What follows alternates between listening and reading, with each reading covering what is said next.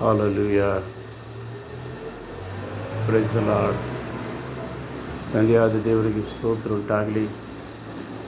ಕರ್ತನಲ್ಲಿ ಪ್ರಿಯ ದೇವರ ಮಕ್ಕಳೇ, ಅನೇಕ ದಿನಗಳಾಗಿದ ಮೇಲೆ ಮತ್ತೊಂದು ವಾರ್ತೆ ಇವತ್ತಿನ ದಿವಸ ಒಂದು ಪರಿಶುದ್ಧ ವಾಕ್ಯವನ್ನು ವಿಡಿಯೋ ಮಾಡ್ತಕ್ಕಂಥ ಒಂದು ಭಾಗ್ಯ ದೇವರು ಕೊಟ್ಟಿದ್ದಾರೆ. ದೇವ್ರ ನಾಮ ಸ್ತೋತ್ರ ಸಲ್ಲಿಸುತ್ತಾ ನಿಮ್ಮೆಲ್ಲರನ್ನು ವಂದಿಸುತ್ತಾ ಇವತ್ತಿನ ದಿವಸ ನಾವು ಸ್ವಲ್ಪ ಹೊತ್ತು ದೇವರ ವಾಕ್ಯದಲ್ಲಿ ಕಾಲ ಕಳೀಲಿಕ್ಕೆ ಸಹಾಯ ಮಾಡಿ. ದೇವರು ನಮ್ಮೊಂದಿಗಿದ್ದಾನೆ. ನಮ್ಮೆಲ್ಲ ಪ್ರಾರ್ಥನೆ ವಿಜ್ಞಾಪನೆ ಕೇಳುವಂಥ ಕರ್ತನು ನಮ್ಮ ಜೊತೆಯಾಗಿದ್ದು ಈ ವಾಕ್ಯ ಕೇಳಲಿಕ್ಕಾಗುವ ಹಾಗೆ ದೇವರು ನಮಗೆ ಸಹಾಯ ಮಾಡಲಿ.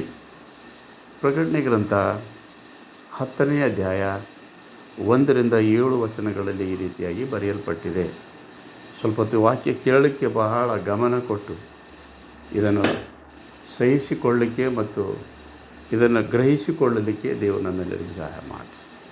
ಈ ರೀತಿಯಾಗಿ ಬರೆಯಲ್ಪಟ್ಟಿದೆ. ಪ್ರಕಟಣೆ 10ನೇ ಅಧ್ಯಾಯದಲ್ಲಿ, ಬಲಿಷ್ಠನಾದ ದೇವದೂತನ ಕೈಯಲ್ಲಿ ಚಿಕ್ಕ ಸುರುಳಿಯನ್ನು ಹಿಡಿದುಕೊಂಡು ಇನ್ನು ಸಾವಕಾಶವಿಲ್ಲದೆ ದೇವರ ಗೂಢ ಸಂಕಲ್ಪ ನೆರವೇರುವುದೆಂದು ಪ್ರಕಟಿಸಿದ್ದು. ತರುವಾಯ ಬಲಿಷ್ಠನಾದ ಮತ್ತೊಬ್ಬ ದೇವದೂತನು ಪರಲೋಕದಿಂದ ಇಳಿ ಬರುವನು ಕಂಡೆನು. ಅವನು ಮೇಘವನ್ನು ಧರಿಸಿಕೊಂಡಿದ್ದನು. ಅವನ ತಲೆಯ ಮೇಲೆ ಮುಗಿಲು ಬಿಲ್ಲಿ ಇತ್ತು. ಅವನ ಮುಖವು ಸೂರ್ಯನ ಪಾದೆಯಲ್ಲಿತ್ತು. ಅವನ ಪಾದಗಳು ಬೆಂಕಿಯ ಕಂಬಗಳಂತಿದ್ದವು. ಅವನ ಕೈಯಲ್ಲಿ ಬಿಚ್ಚಿದ ಒಂದು ಚಿಕ್ಕ ಸುರುಳಿ ಇತ್ತು. ಅವನು ಬಲಗಾಲನ್ನು ಸಮುದ್ರದ ಮೇಲೆಯೂ ಎಡಗಾಲನ್ನು ಭೂಮಿಯ ಮೇಲೆಯೂ ಇಟ್ಟು ಸಿಂಹವು ಗರ್ಜಿಸುವ ಪ್ರಕಾರ ಮಹಾಶಬ್ದದಿಂದ ಕೂಗಿದನು. ಕೂಗಿದಾಗ 7 ಗುಡುಗುಗಳು ಒಂದೊಂದಾಗಿ ಧ್ವನಿಗೊಟ್ಟವು. ಆ 7 ಗುಡುಗುಗಳು ನುಡಿದಾಗ ನಾನು ಬರೆಯಬೇಕೆಂದಿದ್ದೇನು, ಆದರೆ 7 ಗುಡುಗುಗಳು ನುಡಿದಿದ್ದನ್ನು ನೀನು ಬರೆಯದೆ ಗುಪ್ತವಾಗಿಡು ಎಂದು ಹೇಳುವ ಆಕಾಶವಾಣಿಯನ್ನು ಕೇಳಿದೆ. ಆನಂತರ ಸಮುದ್ರದ ಮೇಲೆಯೂ ಭೂಮಿಯ ಮೇಲೆಯೂ ನಿಂತಿರುವವನಾಗಿ ನನಗೆ ಕಾಣಿಸಿದ ದೇವದೂತನು ತನ್ನ ಬಲಗೈಯನ್ನು ಪರಲೋಕದ ಕಡೆಗೆ ಎತ್ತಿ ಪರಲೋಕವನ್ನೂ ಅದರಲ್ಲಿರುವ ಸಮಸ್ತವನ್ನು, ಭೂಮಿಯನ್ನು ಅದರಲ್ಲಿರುವ ಸಮಸ್ತವನ್ನು, ಸಮುದ್ರವನ್ನೂ ಅದರಲ್ಲಿರುವ ಸಮಸ್ತವನ್ನು ಸೃಷ್ಟಿಸಿ ಯುಗಾಂತರಗಳಲ್ಲಿ ಜೀವಿಸುವ ಆತನ ಮೇಲೆ ಆಣೆಯಿಟ್ಟು, ಇನ್ನು ಸಾವಕಾಶ ಇರುವುದಿಲ್ಲ. 7ನೇ ದೇವದೂತನು ಶಬ್ದ ಮಾಡುವ ದಿನಗಳಲ್ಲಿ, ಅಂದರೆ ಅವನು ತುತ್ತೂರಿಯನ್ನು ಊದುವುದಕ್ಕಿರುವ ಸಮಯದಲ್ಲಿ, ದೇವರು ಇದುವರೆಗೆ ಗುಪ್ತವಾಗಿಟ್ಟದ ಸಂಕಲ್ಪವನ್ನು ತನ್ನ ದಾಸರಾದ ಪ್ರವಾದಿಗಳಿಗೆ ಶುಭವರ್ತಮಾನವಾಗಿ ತಿಳಿಸಿದ್ದ ಪ್ರಕಾರ ನೆರವೇರಿಸುವೆನೆಂದು ಹೇಳಿದನು ಅಂತಕ್ಕಂಥದ್ದು. ದೇವರ ವಾಕ್ಯ ಭಾಗವನ್ನು ನಮ್ಮೆಲ್ಲರ ಆತ್ಮಧ್ಯಾನಕ್ಕಾಗಿ ಆಶೀರ್ವಾದ ಮಾಡಲಿ. ಕರ್ತನಲ್ಲಿ ಪ್ರಿಯರೇ, ಇವತ್ತಿನ ದಿನ ಈ ವಾಕ್ಯ ಭಾಗವನ್ನು ಕೇಳುವಾಗ ನಾವು ಬಹಳ ಗಮನವಿಟ್ಟು ಕೊನೆಯವರೆಗೆ ಕೇಳಲಿಕ್ಕಾಗುವ ಹಾಗೆ ದೇವರನ್ನು ಸಹಾಯ ಮಾಡಿ. ಇಲ್ಲಿ ಬರೆಯಲ್ಪಟ್ಟಿದೆ, ಬಲಿಷ್ಠನಾದ ಒಬ್ಬ ದೇವದೂತನು ಆತನ ಕೈಯಲ್ಲಿ ಬಿಚ್ಚಿದ ಒಂದು ಸುರುಳಿ ಇದೆ. ಬಲಿಷ್ಠನಾದ ದೇವದೂತನು ಆತನು ಹೇಗಿದ್ದನು ಗೊತ್ತಾ? ಅವನು ಮೇಘವನ್ನು ಧರಿಸಿಕೊಂಡಿದ್ದನು. ತಲೆಯ ಮೇಲೆ ಮುಗಿಲು ಬಿಲ್ಲಿತ್ತು. ಅವನ ಮುಖ ಸೂರ್ಯನ ಪಾದೆಯಲ್ಲಿತ್ತು. ಒಬ್ಬ ದೇವದೂತನು ಪರಲೋಕದಲ್ಲಿ ಪತ್ಮೋಸ್ ದ್ವೀಪದಲ್ಲಿ ಗೊತ್ತಾ, ಅವತ್ತಿನ ದಿವಸ ಯೋಹಾನನಿಗೆ ದರ್ಶನ ಆಗಿದ ಮೇಲೆ ದೇವರು ಇದನ್ನು ತಿಳಿಸ್ತಾ ಇದ್ದಾರೆ. ಪರಲೋಕದಲ್ಲಿ ಒಬ್ಬ ದೇವದೂತನು ಏನಾಗಿದ್ದ ಗೊತ್ತಾ? ಮೇಘವನ್ನು ಧರಿಸಿಕೊಂಡಿದ್ದ. ತಲೆಯ ಮೇಲೆ ಮುಗಿಲು ಬಿಲ್ಲಿತ್ತು. ಮುಖ ಸೂರ್ಯನ ಪಾದೆಯಲ್ಲಿ ಹೊಳಿತಾ ಇತ್ತು. ಆತನ ಪಾದಗಳು ಬೆಂಕಿಯ ಕಂಬಗಳಂತಿದ್ದವು. ಇಂಥ ಆಕಾರದಲ್ಲಿರ್ತಕ್ಕಂಥ ದೇವದೂತನು ಅವತ್ತಿನ ದಿವಸ ಆತನ ಕೈಯಲ್ಲಿ ಬಿಚ್ಚಿದ ಒಂದು ಚಿಕ್ಕ ಸುರುಳಿ ಇತ್ತು ಎಂಬುದಾಗಿ. ಆತನ ಕೈಯಲ್ಲಿ ಬಿಚ್ಚಿದ ಒಂದು ಚಿಕ್ಕ ಸುರುಳಿ ಇತ್ತು. ಒಂದು ಕಾಲು ಗೊತ್ತಾ ಸಮುದ್ರದ ಮೇಲೆಯೂ ಒಂದು ಕಾಲು ಭೂಮಿಯ ಮೇಲೆಯೂ ಇಟ್ಟು ಪರಲೋಕದ ಕಡೆಗೆ ತನ್ನ ಬಲಗೈಯನ್ನು ಎತ್ತಿ ಸಿಂಹವು ಗರ್ಜಿಸುವ ಪ್ರಕಾರ ಮಹಾಶಬ್ದದಿಂದ ಕೂಗ್ಲಿಕ್ಕೆ ಪ್ರಾರಂಭವಾಯಿತು. ದೊಡ್ಡ ಶಬ್ದ, ಗುಡುಗು ಮಿಂಚಿನಂಥ ಒಂದು ದೊಡ್ಡ ಶಬ್ದ. ಆತನು ಕೂಗ್ಲಿಕ್ಕೆ ಶುರು ಮಾಡಿದ. ಆ ದೊಡ್ಡ ಶಬ್ದದಲ್ಲಿ ಸಿಂಹ ಕೂಗುವಂಥ ಗರ್ಜಿಸುವ ಪ್ರಕಾರ ಕೂಗ್ತಾ ಇದ್ದಾಗ 7 ಗುಡುಗುಗಳು ಏನು ಗೊತ್ತಾ? ಪರಲೋಕದಲ್ಲಿ ದೊಡ್ಡ ಶಬ್ದ, ಗುಡುಗುಗಳು ಉಂಟಾಯಿತು, ಮಿಂಚುಗಳು ಉಂಟಾದವು, ವಾಣಿಗಳು ಉಂಟಾದವು, ದೊಡ್ಡ ಶಬ್ದ. ಅವನ ಕೈಯಲ್ಲಿ ಬಿಚ್ಚಿದ ಒಂದು ಸುರುಳಿ ಇದೆ. ಒಂದು ಕಾಲು ಭೂಮಿಯ ಮೇಲೆ, ಒಂದು ಕಾಲು ಏನು ಗೊತ್ತಾ ಸಮುದ್ರದ ಮೇಲೆ ಇಟ್ಟಿದ್ದಾನೆ. ಸಿಂಹ ಗರ್ಜಿಸುವ ಪ್ರಕಾರ ದೊಡ್ಡ ಶಬ್ದದಿಂದ ಕೂಗುವಾಗ 7 ಗುಡುಗುಗಳು ಪ್ರತಿಧ್ವನಿಸಲಿಕ್ಕೆ ಪ್ರಾರಂಭವಾಗಿವೆ ಪರಲೋಕದಲ್ಲಿ. ಆ 7 ಗುಡುಗುಗಳು ಶಬ್ದ ಏನೆಂಬುದಾಗಿ ಅವತ್ತಿನ ದಿವಸ ಆತನು ಯೋಹಾನನು ಬರೆಯಬೇಕೆಂಬುದಾಗಿ ಆಲೋಚನೆ ಮಾಡಿಕೊಂಡಿದ್ದ. ಆಗ ದೇವರು ಹೇಳಿದ, ಇವು ಬರೆಯಬೇಡ, ಇವು ಗುಪ್ತವಾಗಿಳು, ಸ್ವಲ್ಪ ಕಾಲದವರೆಗೆ ಗುಪ್ತವಾಗಿಳು ಅಂತ ಹೇಳಿದ. ಸೊ ಈತನೇನು ಗೊತ್ತಾ, ದೊಡ್ಡ ಶಬ್ದದಿಂದ ಕೂಗುತ್ತಾ ಇದ್ದ. ಏನಂತ ಕೂಗ್ತಾ ಇದ್ದ? ಆವತ್ತಿನ ದಿವಸ ಆತನ ಬಲಗೈಯಲ್ಲಿ ಪರಲೋಕದ ಕಡೆ ಎತ್ತಿ ಪರಲೋಕವನ್ನು, ಅದರಲ್ಲಿರುವ ಸಮಸ್ತವನ್ನು, ಭೂಮಿಯಲ್ಲಿ ಅದರ ಸಮಸ್ತವನ್ನು, ಸಮುದ್ರವನ್ನು ಅದರಲ್ಲಿ ಸಮಸ್ತವನ್ನು ಸೃಷ್ಟಿಸಿದಂಥ ನಮ್ಮ ಕರ್ತನಾದ ತಂದೆಯಾದ ದೇವರಿಗೆ ಯುಗ ಯುಗಾಂತರಗಳಲ್ಲಿ ಸ್ತೋತ್ರ ಸ್ತೋತ್ರ ಸ್ತೋತ್ರ ಎಂದು ಕೂಗ್ತಾ ಇದ್ದ. ಏನಂತ ಕೂಗ್ತದ? ಈಗ ಸಮಯ ಇಲ್ಲ, ಇನ್ನು ಸಾವಕಾಶ ಇರುವುದಿಲ್ಲ. ಈಗೇನು ಗೊತ್ತಂದ್ರೆ ಟೈಮ್ ಇಲ್ಲ, ಸಾವಕಾಶ ಇರೋದಿಲ್ಲ. ಈಗೇನು ಗೊತ್ತು, ಮುಂದೆ ಪೀರಿಯಡ್ಗಳು ಇಲ್ಲ. 7ನೇ ದೇವದೂತನು ಶಬ್ದ ಮಾಡುವ ದಿನದಲ್ಲಿ, ತುತ್ತೂರಿನ ಊದುವಿಕಿರುವಂಥ ಸಮಯದಲ್ಲಿ ಇಲ್ಲಿವರೆಗೆ ಗುಪ್ತವಾಗಿರ್ತಕ್ಕಂಥ ಸಂಕಲ್ಪವನ್ನು ನೆರವೇರಿಸುವುದಕ್ಕೋಸ್ಕರವಾಗಿ ತಂದೆಯಾದ ದೇವರ ಅವತ್ತು ದಿವಸ ಪ್ರವಾದಿಗಳಿಗೆ ಶುಭವರ್ತಮಾನವಾಗಿ ತಿಳಿಸಿದಂಥ ಸಂದೇಶವನ್ನು ಇವತ್ತಿನ ದಿವಸ ಆ ಒಂದು ದೇವದೂತನು ತಿಳಿಸ್ತಾ ಇದ್ದಾನೆ. 7ನೇ ದೇವದೂತನು ಶಬ್ದ ಮಾಡುವ ದಿನಗಳಲ್ಲಿ ಲೋಕ ಸಮಾಪ್ತಿ. 7ನೇ ದಿನದಲ್ಲಿ 7ನೇ ತುತ್ತೂರಿ ಊದುವಂಥ ಸಂದರ್ಭದಲ್ಲಿ ಯುಗ ಸಮಾಪ್ತಿ. ಇಡೀ ಜಗತ್ತೇನು ಗೊತ್ತಾ, ನಾಶವಾಗಿ ಹೋಗ್ತದೆ ಅಂತಕ್ಕಂಥದ್ದನ್ನು ಸಾರಿ ಹೇಳ್ತಾ ಇದ್ದಾನೆ. ಯುಗ ಯುಗಾಂತರಗಳಲ್ಲಿ ಜೀವಿಸುವ ಆತನ ಮೇಲೆ ಆಣೆ ಇಟ್ಟು ಕೂಗ್ತಾ ಇದ್ದಾನೆ. ಇನ್ನು ಸಾವಕಾಶ ಇರೋದಿಲ್ಲ. ಈಗೀಗ ಲೋಕ ನಾಶ ಆಗಿ ಹೋಗ್ತದೆ, ಈಗ ಇರೋದಿಲ್ಲ. ಅದಕ್ಕೋಸ್ಕರವಾಗಿ ಕೂಗ್ತಾ ಇದ್ದ. ಆತನ ಕೈಯಲ್ಲಿ ಬಿಚ್ಚಿದ ಒಂದು ಸುರುಳಿ ಇದೆ. ನಾವು ನೋಡ್ತೇವೆ 2ನೇ ವಚನದಲ್ಲಿ, ಆತನ ಕೈಯಲ್ಲಿ ಬಿಚ್ಚಿದ ಒಂದು ಸುರುಳಿ ಇದೆ. ಆ ಸುರುಳಿಯನ್ನು ಆತನು ಹಿಡಿದುಕೊಂಡು ಕೂಗಲಿಕ್ಕೆ ಪ್ರಾರಂಭ ಮಾಡಿದ. ಸಮುದ್ರದ ಮೇಲೆ, ಭೂಮಿಯ ಮೇಲೆ ಕಾಲಿಟ್ಟಿದ, ಕೂಗ್ಲಿಕ್ಕೆ ಪ್ರಾರಂಭ ಮಾಡಿದ. ಏನಂತ ಕೂಗ್ತದೆ ಗೊತ್ತು? ಈಗ ಸಾವಕಾಶ ಇಲ್ಲ, ಈಗ ಮುಂದಿನ ಜನಗಳು ಈ ಭೂಮಿಗೆ ಏನು ಗೊತ್ತಾ, ಆಯುಷ್ಯದ ಜನಗಳು ಉಳಿದಿಲ್ಲ, ಜಗತ್ತು ನಾಶವಾಗಿ ಹೋಗ್ತದೆ ಅಂತಕ್ಕಂಥದ್ದನ್ನು ಕೂಗಿ ಸಾರಿ ಕೂಗ್ತಾ ಇದ್ದ. ಕರ್ತನಲ್ಲಿ ಪ್ರಿಯರೇ, ಆತನ ಕೈಯಲ್ಲಿ ಬಿಚ್ಚಿದ ಒಂದು ಸುರುಳಿ ಇತ್ತು. ಈ ಬಿಚ್ಚಿದ ಸುರುಳಿ ಅಂದರೆ ಏನು ಅಂತಕ್ಕಂಥ ಈ ವಿಷಯ ನಾನು ನಿಮಗೆ ತಿಳಿಸಲಿಕ್ಕೆ ಇವತ್ತಿನ ದಿವಸ ಪ್ರಯತ್ನ ಮಾಡ್ತಾಯಿದ್ದೇನೆ. ಬಿಚ್ಚಿದ ಸುರುಳಿ ಅಂದರೆ ಏನು? ನಾವು ನೋಡ್ತೇವೆ ಗೊತ್ತು, ಇದೇ ಪ್ರಕರಣ ಗ್ರಂಥ 5ನೇ ಅಧ್ಯಾಯದ 1ನೇ ವಚನದಲ್ಲಿ ನಾವು ನೋಡ್ತೇವೆ ಗೊತ್ತಾ, ಸಿಂಹಾಸನದ ಮೇಲೆ ಕುಳಿತ ಆತನ ಬಲಗೈಯಲ್ಲಿ ಒಂದು ಸುರುಳಿಯನ್ನು ಕಂಡೇನು. ಅದರ 2 ಪಕ್ಕಗಳಲ್ಲಿ ಬರೆದಿತ್ತು. ಅದು 7 ಮುದ್ರೆಗಳಿಂದ ಮುದ್ರಿತವಾಗಿತ್ತು. ಆತನ ಕೈಯಲ್ಲಿ, ಸಿಂಹಾಸನದ ಮೇಲೆ ಕುಳಿತಿರ್ತಕ್ಕಂಥ ತಂದೆಯಾದ ದೇವರ ಕೈಯಲ್ಲಿ ಒಂದು ಸುರುಳಿ ಇದೆ. ಈ 2 ಸುರುಳಿಗಳಿವೆ. ಆತನ ಕೈಯಲ್ಲಿ ಸುರುಳಿ ಇದೆ. ಅದು ಏನು ಗೊತ್ತಾ, ಬಿಚ್ಚಲಾರದಂಥ ಒಂದು ಸುರುಳಿ ಅದ. ಅದಕ್ಕೆ 7 ಮುದ್ರೆಗಳು ಹಾಕಿಂದದ. ಯಾರಿಗೂ ಬಿಚ್ಚಲಕ್ಕದು ಬರೋದಿಲ್ಲ. ಯಾರು ಇದನ್ನು ನೋಡೋಕ್ಕಾಗೋದಲ್ಲ, ಯಾರು ಇದನ್ನು ಬಿಚ್ಚಲಿಕ್ಕಾಗೋದಿಲ್ಲ, ಇದರ ಅರ್ಥ ತಿಳಿಸ್ಲಿಕ್ಕಾಗೋದಿಲ್ಲ. ಪರಲೋಕದಲ್ಲಾಗಲಿ, ಭೂಲೋಕದಲ್ಲಾಗಲಿ, ಭೂಮಿಯ ಕೆಳಗಾಗಲಿ, ಪಾತಾಳದಲ್ಲಿ ಯಾರಿಗೂ ಏನು ಗೊತ್ತಂದರೆ ಬಿಚ್ಚುವಂಥ ಶಕ್ತಿ ಯಾರಿಗೂ ಇರಲಿಲ್ಲ. ಎಲ್ಲಿ ಸಹ ಗೊತ್ತಾ, ಕೂಗ್ಲಿಕ್ಕೆ ಪ್ರಾರಂಭ ಮಾಡಿದ. ಕೂಗ್ತಾ ಇದ್ದಾನೆ. ಇಲ್ಲ ಏನು ಕೂಗ್ತಾನೆ ಗೊತ್ತಾ, ಈ ಸುರುಳಿಯನ್ನು ಬಿಚ್ಚೋರು ಯಾರಾದರೂ ಇದ್ದರೇನಪ್ಪ, ಸುರುಳಿಯನ್ನು ಬಿಚ್ಚುವುದಕ್ಕಾಗಲಿ, ಅದರಲ್ಲಿ ನೋಡುವುದಕ್ಕಾಗಲಿ ಯೋಗ್ಯನಾದನು ಒಬ್ಬನಾದರೂ ಇದ್ದರೇನಪ್ಪ, ಭೂಮಿಯಲ್ಲಿ, ಪರಲೋಕದಲ್ಲಿ ಮತ್ತು ಪಾತಾಳದಲ್ಲಿ ಯಾರಾದರೂ ಇದ್ದರೇನಂತೂ ಕೂಗ್ತಾ ಇದ್ದಾರೆ. ಅದು 7 ಮುದ್ರೆಗಳಿಂದ ಮುದ್ರಿತವಾಗಿತ್ತು. ದೇವನಾಮ ಸ್ತೋತ್ರ ಉಂಟಾಗಲಿ. ಇದನ್ನು ಬಿಚ್ಚಲಿಕ್ಕೆ ಯಾರೂ ಇರಲಿಲ್ಲ ಆವತ್ತಿನ ದಿವಸ. ಇದು ಯಾರೂ ಯೋಗ್ಯರಾಗಿರಲಿಲ್ಲ ಇದನ್ನು ಬಿಚ್ಚುವುದಕ್ಕೋಸ್ಕರವಾಗಿ. ಅದು ಬಿಚ್ಚಲಾರದಂಥ ಒಂದು ಸುರುಳಿ. ಅದೇನು ಗೊತ್ತಂದ್ರೆ ಬಿಚ್ಚಲಾರದಂಥ ಸುರುಳಿ. ಅದಕ್ಕೇನು ಗೊತ್ತಾ, ಅದಕ್ಕೆ 7 ಮುದ್ರೆಗಳ. ಈ ಒಂದು ಬಿಚ್ಚಲಾರದ ಸುರುಳಿ ಅಂದರೆ ಗೊತ್ತಾ, ಈ ಜಗತ್ತೇನು ಗೊತ್ತಾ, 7 ಸಾಮ್ರಾಜ್ಯಗಳಲ್ಲಿ ಬಿದ್ದು ಹೋಗಿತ್ತು. ಈ 7 ಸಾಮ್ರಾಜ್ಯಗಳಲ್ಲಿ ಏನು ಗೊತ್ತಾ, ಇದು ಗುಲಾಮನಾಗಿತ್ತು. ಇದನ್ನು ಬಿಡುಗಡೆ ಮಾಡ್ತಕ್ಕಂಥವ್ರು ಯಾರೂ ಇರಲಿಲ್ಲ, ಇದನ್ನು ಬಿಡಿಸ್ತಕ್ಕಂಥವ್ರು ಯಾರೂ ಇರಲಿಲ್ಲ. ಅದು 7 ಮುದ್ರೆಗಳಿಂದ, ಅದು 7 ಸರಕಾರಗಳಿಂದ 7 ಸಾಮ್ರಾಜ್ಯಗಳಲ್ಲಿ ಪ್ರಪಂಚ ಬಿದ್ದು ಹೋಗಿತ್ತು. ಕಾರ್ಗತ್ತಲಿತ್ತು. ಜಗತ್ತೆಲ್ಲ ಕಾರ್ಗತ್ತಲ್ಲಿ ಸಂಚರಿಸ್ತಾ ಇತ್ತು. ಜನ ಏನು ಗೊತ್ತಂತಂದ್ರೆ ಅವತ್ತಿನ ದಿವಸ ಪಾಪದಲ್ಲಿ ಜೀವಿಸ್ತಾ ಇತ್ತು. ಬಿಡುಗಡೆ ಮಾಡ್ತಕ್ಕಂಥವ್ರು ಯಾರೂ ಇಲ್ಲ ಅಂತಕ್ಕಂಥವ್ರು ಕೂಗ್ಲಕ್ಕೆ ಪ್ರಾರಂಭ ಮಾಡಿ. ಅಯ್ಯೋ ಯಾರಾದರೂ ಇದ್ದರೇನಪ್ಪ ಪರಲೋಕದಾಗ ಭೂಲೋಕದಾಗ ಯಾರೂ ಇಲ್ಲ.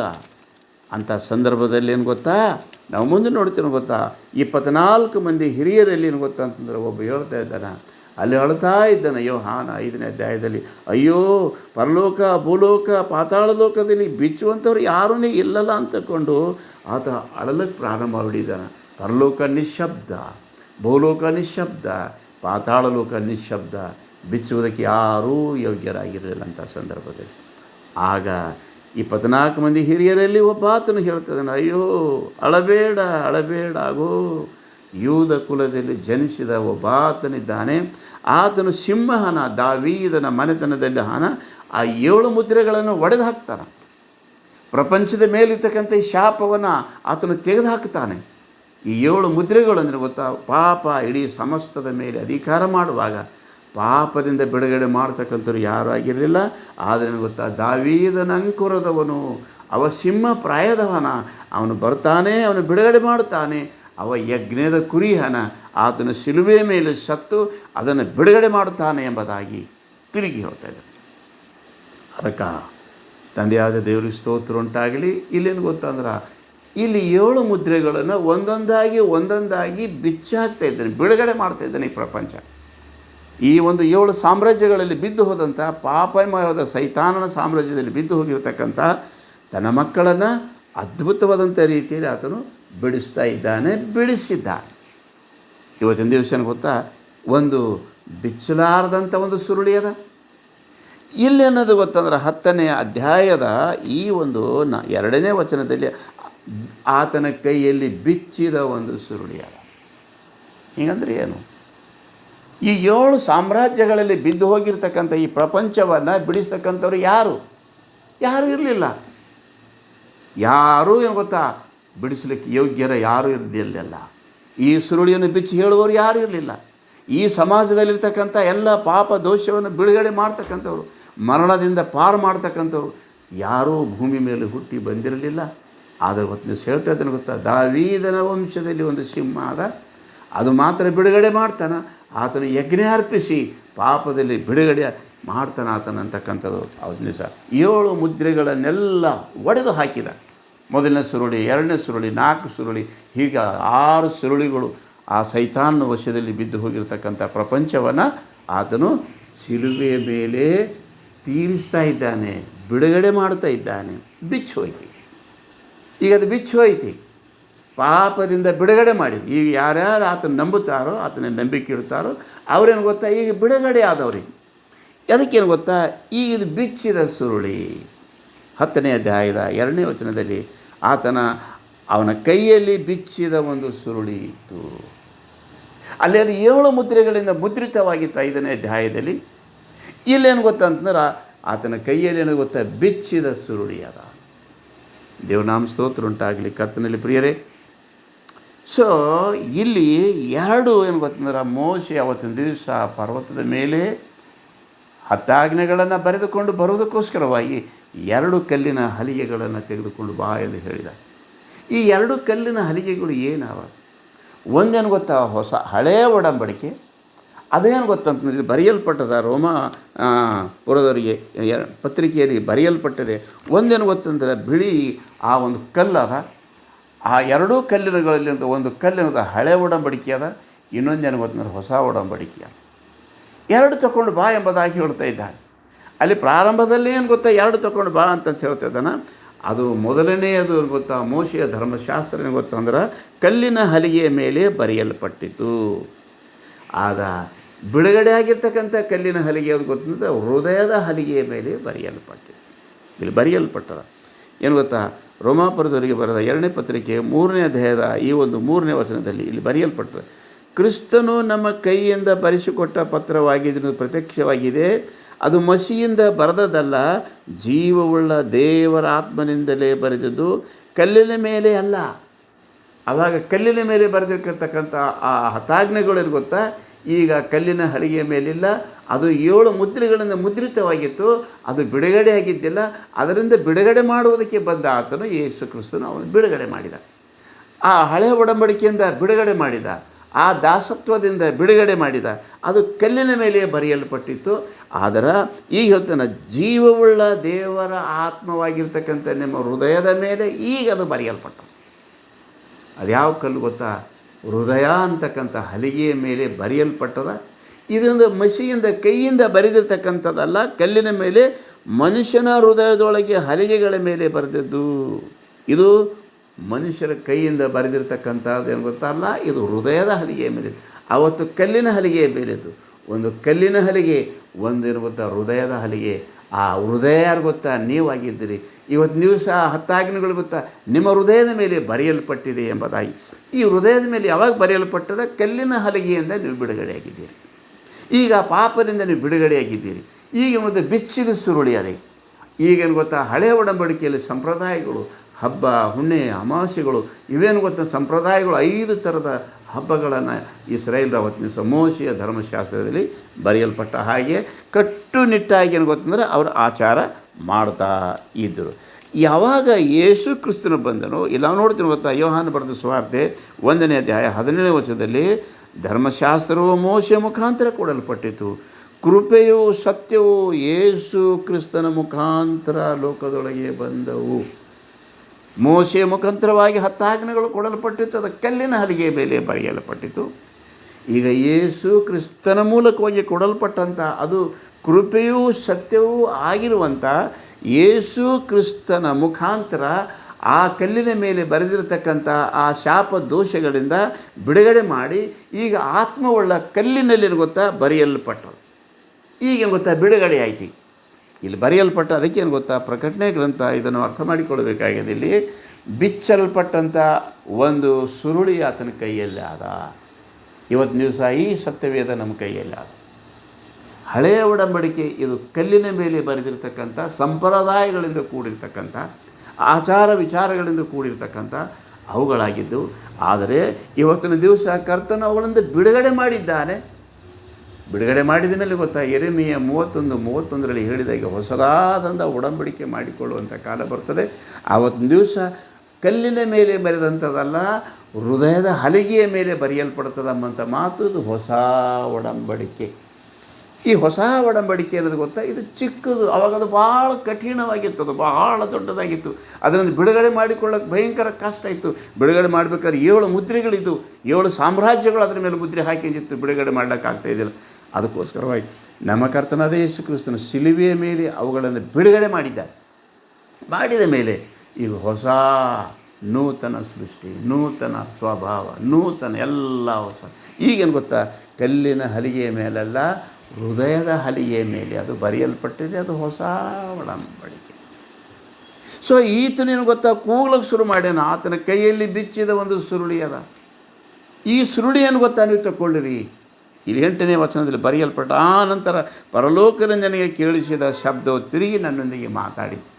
ಏನಂತ ಮಾತಾಡ್ತಿದೆ ಗೊತ್ತಾ, ನೀನು ಹೋಗಿ ಸಮುದ್ರದ ಮೇಲೆಯೂ ಭೂಮಿಯ ಮೇಲೆಯೂ ನಿಂತುಕೊಂಡಿರುವ ದೂತನ ಕೈಯಲ್ಲಿರುವ ಆ ಬಿಚ್ಚಿದ ಸುರುಳಿಯನ್ನು ತೆಗೆದುಕೋ ಎಂದು ಹೇಳಿತು. ನಾನು ಆ ದೂತನ ಬಳಿಗೆ ಹೋಗಿ ಆ ಚಿಕ್ಕ ಸುರುಳಿ ನನಗೆ ಕೊಡು ಎಂದು ಹೇಳಲು ಅವನು ನನಗೆ, ನೀನು ಇದನ್ನು ತೆಗೆದುಕೊಂಡು ತಿಂದು ಬಿಡು, ಇದು ನಿನ್ನ ಹೊಟ್ಟೆಯನ್ನು ಕಹಿಯಾಗುವಂತೆ ಮಾಡುವುದು, ಆದರೆ ನಿನ್ನ ಬಾಯಿ ಜೇನಿನಂತೆ ಸಿಹಿಯಾಗಿರುವುದು ಎಂದು ಹೇಳಿದನು. ಇವತ್ತಿನ ದಿವಸ ಏನು ಗೊತ್ತಾ, ಅಲ್ಲಿ ಹೇಳ್ತಾನೆ 8ನೇ ವಚನದಲ್ಲಿ, ಆತನು ಸಿಂಹ ಕೂಗಿದ ಹಾಗೆ ಏನು ಗೊತ್ತಾ, ಒಬ್ಬ ದೇವದೂತನು ಕೂಗುತ್ತಾ ಇದ್ದ. ಅದನ್ನೇ ಆತನ ಕೈಯಲ್ಲಿ ಬಿಚ್ಚಿದ ಒಂದು ಸುರುಳಿ ಇದೆ. ಅಂದರೆ ಗೊತ್ತಾ, ಹೊಸ ಒಡಂಬಡಿಕೆ ಇದೆ, ಹೊಸ ನಿಯಮಗಳಿವೆ, ಹೊಸ ಎಲ್ಲ ವಿಚಾರ ಆಲೋಚನೆಗಳಿವೆ. ನಮ್ಮ ಕರ್ತನು ನಮಗೆ ಹೊಸದನ್ನಾಗಿ ಮಾಡಿದ್ದಾನೆ, ಹೊಸದನ್ನು ಕಲಿಸಿಕೊಟ್ಟಿದ್ದಾನೆ. ಈಗ ಹಳೆಯದಂತಕ್ಕಂಥದ್ದಲ್ಲಿ ಏನೂ ಇಲ್ಲ. ಈಗೇನು ಗೊತ್ತಂತಂದ್ರೆ, ಪ್ರತಿಯೊಬ್ಬರು ಈಗ ಆ ಕಾಲ ಬರುವುದಕ್ಕಿಂತ ಮುಂಚೆ ಇನ್ನೂ ಸಾವಕಾಶ ಇಲ್ಲ. ಈ ಲೋಕ ನಾಶ ಆಗಿ ಹೋಗ್ತದೆ. ಆ ಲೋಕ ನಾಶ ಆಗುವುದಕ್ಕಿಂತ ಮುಂಚೆ, ಅಂದರೆ 7ನೆಯ ದೇವದೂತನು ತುತ್ತೂರಿನ ಊದುವಂಥ ಕಡೇ ದಿನಗಳಲ್ಲಿ, ಆ ದಿನ ಬರುವುದರೊಳಗಾಗಿ ನೀವೇನು ಗೊತ್ತಂದ್ರೆ, ಈ ಸುರುಳಿಯನ್ನು, ಬಿಚ್ಚಿದ ಸುರುಳಿಯನ್ನು ನೀವು ತೆಗೆದುಕೊಂಡು ಇದು ಸರಿಯಾಗಿ ತಿನ್ನಬೇಕು. ಇದು ಸರಿಯಾಗಿ ನೀವು ತಿನ್ನಬೇಕು. ಇದನ್ನು ತೆಗೆದುಕೊಂಡು ಇದು ತಿಂದುಬಿಡು. ಆಗ ದೇವದೂತನಿಗೆ ಹೇಳ್ತಾಯಿದ್ದಾನೆ ಗೊತ್ತಾ, ಆತನು ಕೂಗ್ತಾ ಇದ್ದಾನ ಈ ಬಿಚ್ಚಿದ ಸುರುಳಿಯನ್ನು ಕೈಯಲ್ಲಿ ಹಿಡ್ಕೊಂಡು, ಈಗ ಇದನ್ನು ಯಾರಾದರೂ ತಿನ್ನಿರಿ ಎಂಬುದಾಗಿ ಕೂಗ್ತಾ ಇದ್ದಾನ. ಆಗೇನು ಗೊತ್ತಾ, ಹೇಳ್ತಾನೆ, ನೀನು ಹೋಗಿ ಸಮುದ್ರದ ಮೇಲೆ ಭೂಮಿಯ ಮೇಲೆ ನಿಂತು ಆತನ ಕೈಯಲ್ಲಿ ಬಿಚ್ಚಿದಂಥ ಸುರುಳಿಯನ್ನು ನೀನು ತೆಗೆದುಕೊಂಡು ಇದು ತಿಂದುಬಿಡು. ಇದು ನೀನು ತಿಂದಿದ ಮೇಲೆ ಏನಂತದೆ ಗೊತ್ತಾ?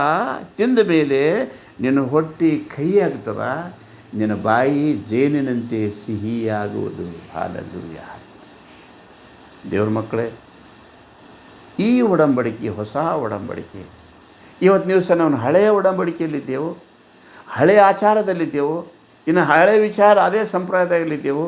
ಈಗ ಅದಂತೂ ಹಳೆ ತೆಗೆದುಹಾಕಿಬಿಟ್ಟಿದ್ದಾನೆ ಸ್ವಾಮಿ, ಎಲ್ಲ ನೆರವೇರಿತಿ, ಫಿನಿಶ್, ಎಲ್ಲ ಮುಗಿಸಿದ್ದಾರೆ. ಈ ಹೊಸದಾದಂಥ ಒಡಂಬಡಿಕೆಯನ್ನು, ಅದು ಕಲ್ಲಿನ ಮೇಲಿದ್ದಂಥದ್ದಲ್ಲ, ಕಲ್ಲಿನ ಮೇಲೆ ಇರ್ತಕ್ಕಂಥದ್ದು ನಮಗೆ ಮರಣವನ್ನುಂಟು ಮಾಡ್ತಾಯಿತ್ತು, ನಮಗೆ ಭಯ ಹುಟ್ಟಿಸ್ತಾ ಇತ್ತು. ಈಗೇನು ಗೊತ್ತಾ, ಅದನ್ನು ತೆಗೆದು ಹಾಕಿ ಹೃದಯದ ಹಲಿಗೆಯ ಮೇಲೆ ಅದನ್ನು ಬರೆದಿದ್ದಾನೆ. ಈಗ ದೇವರು ಕಲ್ಲಿನ ಹಲಿಗೆಯಲ್ಲಿಲ್ಲ, ಹೃದಯದ ಹಲಿಗೆಯ ಮೇಲೆ ಅದನ್ನು ಬರೆದಿದ್ದಾನೆ. ಆ ಹೃದಯದ ಮೇಲೆ ಬರೆದಿರ್ತಕ್ಕಂಥ ಹಲಿಗೆ ಯಾವುದು ಗೊತ್ತಾ? ಇದು ಹೊಸ ಒಡಂಬಡಿಕೆ. ಇದು ನೀನು ತಿನ್ನು. ಇದು ನೀನು ತಿಂದಿರ ಮೇಲೆ ಏನಾಗ್ತದೆ ಗೊತ್ತಾ? ನಿನ್ನ ಹೊಟ್ಟೆ ಕಹಿ ಆಗುತ್ತದ, ನಿನ್ನ ಬಾಯಿ ಜೇನಿನಂತೆ ಸಹಿ ಆಗ್ತದ. ದೇವ್ರ ಮಕ್ಕಳೇ, ಹೀಗಂದ್ರೆ ಈ ಹೊಸ ಒಡಂಬಡಿಕೆ ಆಚರಣೆ ಮಾಡ್ತಕ್ಕಂಥ ನಾವುಗಳು ಈಗ ಹಳೇ ಪದ್ಧತಿಯಲ್ಲಿ ನಾವು ದೇವರಿಗೆ ಆರಾಧನೆ ಮಾಡ್ತಕ್ಕಂಥವರಲ್ಲ. ಪೌಲನು ಹೇಳ್ತಾನೆ, ಹೊಸ ರೀತಿಯಲ್ಲಿ ಆತನನ್ನು ಆರಾಧಿಸ್ತೇವೆ. ನಾವು ಆತ್ಮೀಯ ರೀತಿಯಲ್ಲಿ ಸತ್ಯಕ್ಕೆ ತಕ್ಕ ಹಾಗೆ ಆತ್ಮದಲ್ಲಿ ಆತನ ಆರಾಧಿಸ್ತೇವೆ. ಈಗ ಶರೀರದಲ್ಲಿ ನಾವು ಆರಾಧಿಸ್ತಾ ಇಲ್ಲ, ಆತ್ಮನಲ್ಲಿ ನಾವು ಬದಲಾವಣೆ ಹೊಂದಿದವರಿದ್ದೇವೆ ನಾವು. ಅದಕ್ಕೋಸ್ಕರ ಹೇಳ್ತಾನೆ ಗೊತ್ತಾ, ಇದು ತಿಂದಿದ ಮೇಲೆ ನಿನ್ನ ಹೊಟ್ಟೆ ಕಹಿಯಾಗಬೇಕು. ಅಂದರೆ ಗೊತ್ತಾ, ಈ ಲೋಕ ನಿನಗೆ ಕಹಿಯಾಗಬೇಕು, ಈ ಲೋಕದ ಸಂಬಂಧ ನಿನಗೆ ಕಹಿಯಾಗಬೇಕು, ಈ ಲೋಕದ ನಡೆ ನುಡಿಗಳು ನಿನ್ನಿಂದ ಬಿಟ್ಟು ಹೋಗಬೇಕು, ಈ ಲೋಕದಲ್ಲಿರ್ತಕ್ಕಂಥ ಎಲ್ಲ ಕ್ರೋಧ, ಕೋಪ, ಮದ, ಮತ್ಸರ, ಜಾರತ್ವ ಇವೆಲ್ಲ ಬಿಟ್ಟು ಹೋಗಬೇಕು. ನನಗೆ ಗೊತ್ತಾ, ನಿನ್ನ ಕಣ್ಣಿನಿಂದಾಗಲಿ, ನಿನ್ನ ಶರೀರದಿಂದಾಗಲಿ, ಶರೀರದ ಅಭಿಲಾಷೆಗಳು, ದೇಹದ ಅಭಿಲಾಷೆಗಳು ಎಲ್ಲ ಸುಟ್ಟು ಹೋಗಬೇಕು, ಇದು ಕೈಯಾಗಿ ಹೋಗಬೇಕು. ಈ ಹೊಸ ಒಡಂಬಡಿಕೆ ಎಲ್ಲಿ ಈ ಶರೀರ ಸತ್ತು ಹೋಗಬೇಕು, ಆತ್ಮ ಬದುಕಬೇಕು, ಆತ್ಮದಾಗಬೇಕು. ನಾವು ಹೊಸದಾಗಿದ್ದೇವೆ, ನಾವು ಶರೀರದಿಲ್ಲ, ಶರೀರದಿಂದ ಪಾರಾಗಿ ನಾವು ಆತ್ಮದಲ್ಲಿರಬೇಕು. ಆತ್ಮದಲ್ಲಿದ್ದಂಥವ್ರಿಗೆ ನಮಗೇನು ಗೊತ್ತಂದ್ರೆ ಹೊಟ್ಟೆ ಕೈಯಾಗಬೇಕು. ಈ ಲೋಕದ ಆಚಾರ ವಿಚಾರಗಳು, ಈ ಲೋಕದ ನಡವಳಿಕೆ, ಸೈತಾನದ ಎಲ್ಲ ಆಚಾರ ವಿಚಾರಗಳು ಎಲ್ಲ ಗೊತ್ತಾ, ನಮಗೇನು ಗೊತ್ತಾ, ಕೈಯಾಗಬೇಕು. ಈ ಲೋಕ ನಮಗೆ ಕೈಯಾಗಬೇಕು. ಅದಕ್ಕೇನು ಗೊತ್ತಾ, ನಮ್ಮ ಸ್ವಾಮಿ ಹೊಸದು ಕಲಿಸ್ಬೇಕು. ನಮ್ಮ ಬಾಯಿ ಏನು ಗೊತ್ತಂದ್ರೆ ಸಹಿ ಆಗಬೇಕು. ಯಾವಾಗ ನಾವು ಹೊಸ ಲೋಕದಲ್ಲಿ ನಾವಿದ್ದೇವೆ, ನಾವು ಪರಿವರ್ತನೆ ಆಗಿದ್ದೇವೆ. ನಾವು ಹಳೆ ರೀತಿಯಲ್ಲಿ ದೇವರಿಗೆ ಆರಾಧನೆ ಮಾಡ್ತಕ್ಕಂಥವ್ರಲ್ಲ. ಅದಕ್ಕೇನು ಗೊತ್ತಾ, ನಾವು ಹೊಸ ರೀತಿಯಲ್ಲಿ ನಾವು ಆದರೆ ಇವತ್ತಿನ ದಿವಸ ಈ ಗ್ರಂಥವನ್ನು ನೀವು ಸರಿಯಾಗಿ ತಿನ್ನಬೇಕು. ಕ್ರೈಸ್ತ ಮಕ್ಕಳೇ, ಇವತ್ತಿನ ದಿವಸ ಏನು ಗೊತ್ತಂದ್ರೆ, ಇವತ್ತಿನ ದಿವಸ ಈ ಹೊಸ ಒಡಂಬಡಿಕೆಯನ್ನು, ಹೊಸ ಆಚಾರಗಳನ್ನು ನಮ್ಮ ಕರ್ತನು ಕಲಿಸ್ಕೊಟ್ಟಿದ್ದೆ. ನಾ ಬರೋ ತನಕ ಇದನ್ನು ಮಾಡ್ತೇವೆ.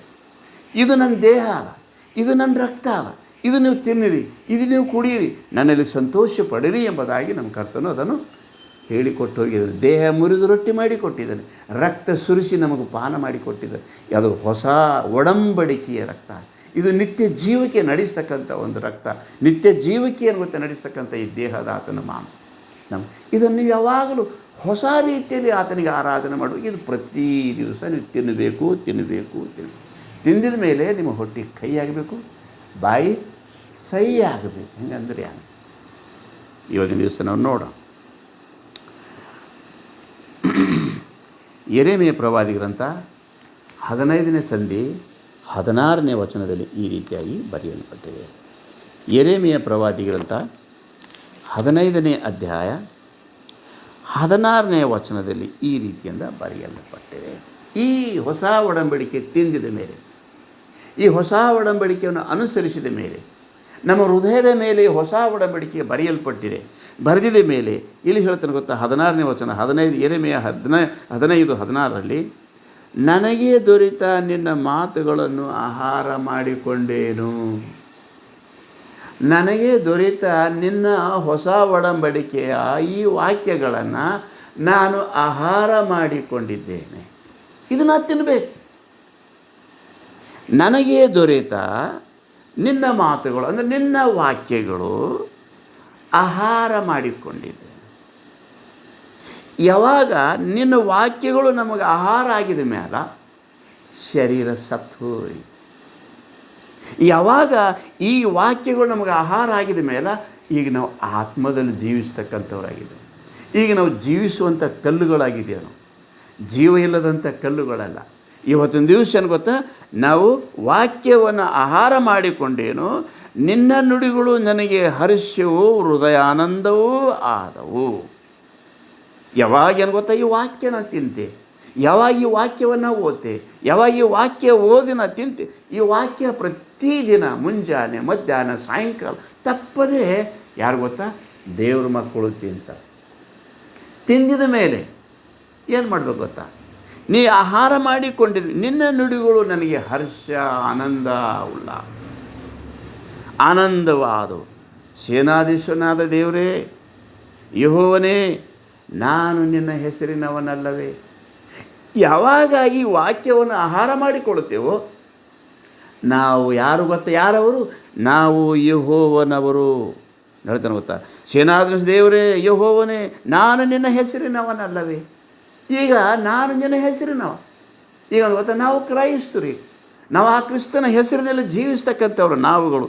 ಅದಕ್ಕೆ ಹೇಳ್ತಾನೆ ಗೊತ್ತಾ, ನೀನು ವಿನೋದಗಾರರಲ್ಲಿ ಕೂತುಕೊಳ್ಳಲಿಲ್ಲ, ನಾನು ವಿನೋದಗಾರರಲ್ಲಿ ಕೂತುಕೊಳ್ಳಲಿಲ್ಲ. ಯಾವಾಗ ಈ ಹೊಸ ವಾಕ್ಯ, ನಾನು ಹೊಸವಾಗಿ ಹುಟ್ಟಿದೆ, ನಾನು ಯಾವಾಗ ಗೊತ್ತಾ ನೂತನ ಸೃಷ್ಟಿಯಾಗಿದೆ ನಾನು. ಈಗೇನು ಗೊತ್ತಾ, ನಾನು ಹಾಸ್ಯಗಾರರ ಮಧ್ಯದಲ್ಲಿ ನಾನು ಕೂಡುವನಲ್ಲ. ಚೇಂಜ್. ನಾನು ಆಡೋಂಥ ಮಾತು, ನಾನು ನುಡಿಯುವಂಥ ಮಾತು, ನಡೀತಕ್ಕಂಥದ್ದು, ನನ್ನ ಸಂಸಾರ, ನನ್ನ ಜೀವಿತ, ನನ್ನ ಜೀವಮಾನದ ಎಲ್ಲ ನನ್ನ ಡಿಕ್ಷನರಿ ಎಲ್ಲ ಚೇಂಜ್. ಕುಂತಾಗ, ನಿಂತಾಗ, ನಡೆಯುವಾಗ, ಬರುವಾಗ ಎಲ್ಲ ಸಂದರ್ಭದಲ್ಲಿ ಏನು ಗೊತ್ತಾ, ನಾನು ನಿನ್ನಲ್ಲಿ ಆನಂದಿಸ್ತೇನೆ ದೇವನೇ, ಮತ್ತು ನಾನು ನಿನ್ನ ಹೆಸರಿನವಿದ್ದೆ. ಅದಕ್ಕೋಸ್ಕರ ನಾನು ವಿನೋದಗಾರರಲ್ಲಿ ಕೂತುಕೊಳ್ಳಲಿಲ್ಲ. ನಾನು ವಿನೋದ ಮಾಡೋದಕ್ಕೋಸ್ಕರವಾಗಿ ಇಲ್ಲ. ಕರ್ತನನ್ನು ಯಾವ ರೀತಿಯಿಂದ ಸಂತೋಷಪಡಿಸಲಿ, ಕರ್ತನನ್ನು ಯಾವ ರೀತಿಯಿಂದ ಹೊಗಳಲಿ, ಆತನ ಸ್ವಾರ್ಥನ ಯಾವ ರೀತಿಯಿಂದ ಸಾರಲಿ, ಆತನ ಯಾವಾಗ ಆತನಿಗೆ ಮಹಿಮೆ ಪಡಿಸಲಿ, ಇದು ಅವನ ಜೀವಮಾನದಲ್ಲಿ ನನಗೆ ಗೊತ್ತಿದೆ ಉಸಿರಾಗಿರ್ತವೆ. ಯಾರು ಈ ವಾಕ್ಯವನ್ನು ತಿನ್ನುತ್ತಾರೋ, ಈ ವಾಕ್ಯವನ್ನು ಆಹಾರ ಮಾಡಿಕೊಳ್ಳುತ್ತಾರೋ ಅಂಥವ್ರ ಜೀವಮಾನದಲ್ಲಿ ಏನು ಗೊತ್ತಂದ್ರೆ, ಆತನನ್ನು ಯಾವ ರೀತಿಯಿಂದ ನಾನು ಮಹಿಮೆ ಪಡಿಸಬೇಕಂತಕ್ಕಂಥದ್ದು ಒಂದೇ ಒಂದು ಅವ್ರ ಜೀವಮಾನದಲ್ಲಿ ಇರ್ತದೆ. ಅದಕ್ಕೆ ಏನು ಗೊತ್ತಾ, ನಾನು ವಿನೋದಗಾರರ ಕೂಟದಲ್ಲಿ ಕುಳಿತುಕೊಳ್ಳಲಿಲ್ಲ, ಉಲ್ಲಾಸ ಪಡಲೂ ಇಲ್ಲ ವಿನೋದಗಾರರಲ್ಲಿ. ಲೋಕದವ್ರ ಬಳಿ ಮನ ಬಂದ ಹಾಗೆ ಲೌಕಿಕವಾದಂಥ ವಿಚಾರದಲ್ಲಿ ಈಗ ನಾನು ಜೀವಿಸುವಂಥವನಲ್ಲ. ಇನ್ನು ಮುಂದೆ ಹೇಳ್ತಾನೆ, ನೀನು ನನ್ನ ಮೇಲೆ ಕೈ ಇಟ್ಟಿದ್ದರಿಂದ ಒಂಟಿಗನಾಗಿ ಕೂತೇನು. ಯಾವಾಗ ನನ್ನ ಮೇಲೆ ಕೈ ಇಟ್ಟಿದಿ, ಯಾವಾಗ ಗೊತ್ತಾ ಈ ಆಹಾರ ನೀನು ತಿನ್ನುತ್ತಿ, ಯಾವಾಗ ಈ ವಾಕ್ಯ ನೀ ಹೊಸ ಒಡಂಬಡಿಕೆ ಈ ವಾಕ್ಯಗಳನ್ನ ಧ್ಯಾನ ಮಾಡ್ತಿ, ಏನಂತ ಹೇಳ್ತಾನೆ ಗೊತ್ತಾ, ನೀನು ನನ್ನ ಮೇಲೆ ಕೈ ಇಟ್ಟಿದ್ದರಿಂದ ಆಶೀರ್ವಾದ. ನೀನು ನನ್ನ ಮೇಲೆ ಕೈ ಇಟ್ಟಿದ್ದರಿಂದ, ಕೈ ಯಾವಾಗ ಇಡ್ತಾನೆ ಗೊತ್ತಾ, ಈ ವಾಕ್ಯವನ್ನು ತಿನ್ನುವುದರಿಂದ ನನ್ನ ತಲೆಯ ಮೇಲೆ ಆತನ ಕೈ ಇಟ್ಟಾಗ ಪವಿತ್ರಾತ್ಮ ಭರಿತರಾಗ್ತಾನೆ. ಹಾಲೆಲೂಯಾ. ದೇವರ ಮಕ್ಕಳೇ, ಈ ವಾಕ್ಯವನ್ನು ನೀವು ತಿಂದಿರಿ, ಈ ವಾಕ್ಯದಿಂದ ಹೊಟ್ಟೆ ತುಂಬಿಸ್ಕೊಂಡಿದ್ದೀರಿ. ಈ ವಾಕ್ಯ ತಿಂದಾಗ ನಿಮ್ಮ ಬಾಯಿ ಸಹಿ ಆಗ್ಯಾದ, ನಿಮ್ಮ ಬಾಯಿಲಿಂದ ಏನು ಗೊತ್ತಾ ಆತನ ಸುವಾಸನೆ ಬರ್ತಾದ, ನಿಮ್ಮ ಬಾಯಿಲಿಂದ ಏನು ಗೊತ್ತಾ ಈ ಶುಭವಾರ್ತೆ ಸಾರ್ತೀರಿ. ಈ ಬಾಯಿಲಿಂದ ಸುವಾರ್ತೆ ಯಾರಿಗಾದ್ರೂ ನಾವು ತಿಳಿಸಿ ಹೇಳಿದ್ದೇವ. ನಮ್ಮ ಜೀವಮಾನದ ಉದ್ದಕ್ಕೂ ಈ ಸುವಾರ್ತೆಯನ್ನು ಎಷ್ಟು ಜನರಿಗೆ ನಾನು ತಿಳಿಸಿದ್ದೇನೆ, ನಾನು ಎಷ್ಟು ವಾಕ್ಯ ಸಾರಿದ್ದೇನೆ. ದೇವ್ರ ವಾಕ್ಯದಲ್ಲಿ ಎಲ್ಲ ಅಲ್ಲಿ ಬರೆಯಲ್ಪಟ್ಟಿದೆ. ನಾನು ಕ್ರಿಸ್ತನ ಕಡೆ ತಿರುಗಿದ ಮೇಲೆ ಈ ಹೃದಯದ ಹಲಿಗೆಯ ಮೇಲೆ ಆತನ ವಾಕ್ಯಗಳವ ತುಂಬಿಕೊಂಡಿದೆ. ಈಗ ತುಂಬಿಕೊಂಡಿದ ಮೇಲೆ ಗೊತ್ತಾ ಆತನಿಗೆ ಯಾವ ರೀತಿಯ ಮಹಿಮೆ ಪಡಿಸಬೇಕು. ವಿನೋದಗಾರಲ್ಲಿ ಕುಳಿತುಕೊಳ್ಳಲಿಲ್ಲ, ಅಲ್ಲೆಲ್ಲಿ ಕುಳಿತರು ಗೊತ್ತಾ ನಾ ಕಾಲ ಕಳೆಯೋದಿಲ್ಲ. ನಾವು ಒಂಟಿಗನಾಗಿದ್ದು ದೇವ ನಿನ್ನ ಧ್ಯಾನ ಮಾಡ್ತಿದ್ದಾಗ ನಿನ್ನ ಕೈ ನನ್ನ ಮೇಲೆ ಇದ್ದಿದ್ದರಿಂದ ನಾವು ಒಬ್ಬಂಟಿನಾಗಿರ್ತೇವೆ. ಯಾಕಿರ್ತೇನೆ ಗೊತ್ತಾ, ನಿನ್ನ ಧ್ಯಾನ ಮಾಡ್ತೇನೆ, ಒಬ್ಬಂಟಿಗನಾಗಿ ನಿನಗೆ ಸ್ತೋತ್ರ ಸಲ್ಲಿಸ್ತೇನೆ ಮತ್ತು ನಿನ್ನ ವಾಕ್ಯವನ್ನು ಸಾರಿ ಹೇಳ್ತೇನೆ. ಅನೇಕ ನಾಶನ ಮಾರ್ಗದಲ್ಲಿದ್ದವರಿಗೆ ಅನೇಕರಿಗೆ ನಾವು ವಾಕ್ಯ ಸಾರಿ ಹೇಳ್ತೇವೆ. ದೇವನಾಮ ಸ್ತೋತ್ರ ಉಂಟ. ಇದು ತಿಂದಿದ ಮೇಲೆ ನಿಮ್ಮ ಬಾಯಿ ಸಹಿ ಆಗಬೇಕಂದ್ರೆ ಏನು ಗೊತ್ತಾ, ಸುವಾರ್ತೆ, ಸುವಾಸನೆ, ಕ್ರಿಸ್ತನ ಪರಿಮಳ, ಕ್ರಿಸ್ತನ ವಾಸನೆ ನಮ್ಮಲ್ಲಿ ಬರಬೇಕು. ಈ ನಮ್ಮಲ್ಲಿ ಇದು ತಿಂದಿದ ಮೇಲೆ ವಾಸನೆ ಏನದ. ಇವತ್ತು ದಿವಸ ತಿಂದಿದ ಮೇಲೆ ನಮ್ಮ ಬಾಯಿ ಸಹಿ ಆಗಬೇಕಲ್ಲ. ಒಂದು ವೇಳೆ ಈ ವಾಕ್ಯ ಒಂದು ವೇಳೆ ತಿಂದವ್ರ ಬಾಯಿ ಸಹಿ ಆಯ್ತದ, ಅವರು ಸುವಾರ್ತೆ ಸಾರ್ತಾರೆ, ಅವ್ರ ಹೊಟ್ಟೆ ಕೈ ಆಗ್ತವೆ. ಅವರು ಈ ಪ್ರಪಂಚದಾಗಿರಲ್ಲ, ಈ ಲೋಕದ ಯಾವ ವ್ಯವಹಾರದಾಗಿರಲ್ಲ, ಈ ಲೋಕದ ಆಸೆ ಅವ್ರಿಗೆ ಇಲ್ಲ. ಅವರಿಗೆ ಪರಲೋಕದ ಆಸೆ ಅದ. ಕ್ರಿಸ್ತನಿಗೆ ಯಾವ ರೀತಿಯ ಮಹಿಮೆ ಪಡಿಸಬೇಕು. ಆತ ನಮಗೆ ಕೊಟ್ಟಿರ್ತಕ್ಕಂಥ ಜವಾಬ್ದಾರಿಯನ್ನು ನೋಡಿರಿ. ನಾವು ಲೋಕದ ಕಟ್ಟೆ ಕಡೆಗೆ ನೀವು ಹೋಗಿರಿ. ಈಗ ನಾನು ಎದ್ದಿದ್ದೇನೆ, ಈಗ ನೀವು ಎದ್ದಿದ್ದೀರಿ, ಈಗ ಏನು ಗೊತ್ತಿಲ್ಲ ಕುಳಿತಿದ್ದಿಲ್ಲ. ಇಡೀ ಜಗತ್ತಿನ ನೀವು ಸ್ವಾರ್ಥ ಸಾರಿ ತಂದೆ ಮಗ ಪರಿಶುದ್ಧಾತ್ಮನ ಹೆಸರಿನಲ್ಲಿ ನನ್ನ ಶಿಷ್ಯರನ್ನಾಗಿ ಮಾಡಿರಿ ಎಂಬುದಾಗಿ ಏನು ಗೊತ್ತಾ ಆದೇಶ ಕೊಟ್ಟು ಹೋಗಿದ್ದಾನೆ. ಇವ್ರಿಗೆ ಬಾಯಿ ಸೈ ಆಯಿತು, ಸ್ವಾರ್ಥ ಸಾರುತ್ತಾ ಸಾರುತ್ತಾ ಪ್ರಪಂಚಗಳು ಯಾರು ಈ ಒಂದು ಊಟ ಮಾಡ್ತಾರೋ, ಈ ವಾಕ್ಯ ಅಂತಕ್ಕಂಥದ್ದು ಆಹಾರ ಮಾಡಿಕೊಳ್ತಾರೋ, ಅವರ ಹೊಟ್ಟೆ ತುಂಬಿಸ್ಕೊಳ್ತಾರೋ, ವಾಕ್ಯದಿಂದ ಹೊಟ್ಟೆ ತುಂಬಿಸ್ಕೊಳ್ತಾರೋ, ಅವ್ರ ಬಾಯಿ ಸಹಿ ಆಗಿರ್ತದೆ, ಹೊಟ್ಟೆ ಕೈ ಆಗಿರ್ತದೆ. ಅಂದರೆ ಅವರು ಪ್ರಪಂಚದಾಗಿರಲ್ಲ, ದೇವರ ಅನ್ಯೋನ್ಯತೆಯಲ್ಲಿರ್ತಾರೆ, ಕ್ರಿಸ್ತನ ಅನ್ಯೋನ್ಯತೆಯಲ್ಲಿರ್ತಾರೆ, ಕ್ರಿಸ್ತನಿಗೆ ಮಹಿಮೆ ಪಡಿಸ್ತಾರೆ.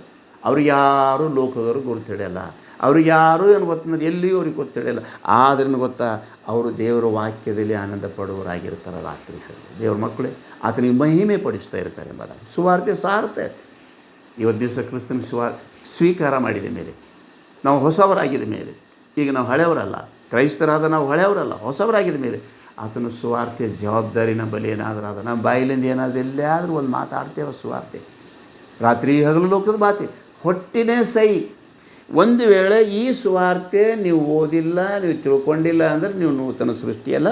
ಆವಾಗ ಏನಾಯ್ತು, ನಿಮ್ಮ ಹೊಟ್ಟೆ ಸೈ ಇರ್ತದೆ, ಬಾಯಿ ಕೈ ಇರ್ತದೆ. ಉಲ್ಟಾ ತಿಂದವ್ರದ್ದು ಬಾಯಿ ಸಹಿಯಾಗಿರ್ತದೆ, ಅವರು ಸುವಾರ್ತೆ ಸಾರ್ತಾರೆ. ಪ್ರಪಂಚ ಅವ್ರಿಗೆ ಕೈಯಾಗಿರ್ತದೆ, ಅವ್ರ ಬಾಯಿ ಸಹಿಯಾಗಿರ್ತದೆ, ಅವರು ಸುವಾರ್ತೆ ಸಾರ್ತಾರೆ, ದೇವ್ರಿಗೆ ಸಾಕ್ಷಿಯಾಗಿರ್ತಾರೆ.